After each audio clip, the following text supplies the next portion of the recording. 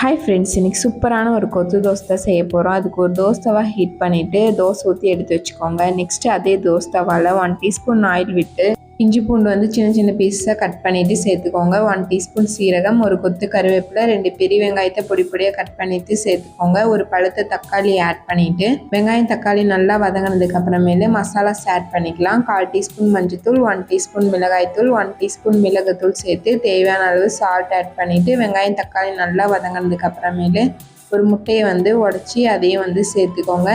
முட்டைக்கு தேவையான அளவு சால்ட் ஆட் பண்ணிவிட்டு வெங்காயம் தக்காளியோட முட்டையை நல்லா மிக்ஸ் பண்ணிவிட்டு வதங்க விட்டுருங்க. இந்த டிஷ்ஷுக்கு ஹீரோவான தோசையை நம்ம சின்ன சின்ன பீஸாக கட் பண்ணிவிட்டு மசாலாவோட மிக்ஸ் பண்ணி நல்லா கொத்திக்கோங்க. சூப்பரான கொத்து தோசை ரெடி. கண்டிப்பாக ட்ரை பண்ணி பாருங்கள். இன்னொரு இன்ட்ரெஸ்டிங்கான வீடியோக்கு நம்மளோட சேனலை மறக்காமல் சப்ஸ்கிரைப் பண்ணிக்கோங்க. இந்த வீடியோ பிடிச்சிருந்தா லைக் பண்ணுங்கள், ஷேர் பண்ணுங்கள், ஃபாலோ பண்ணிக்கோங்க. தேங்க்ஸ் ஃபார் வாட்சிங். டாடா.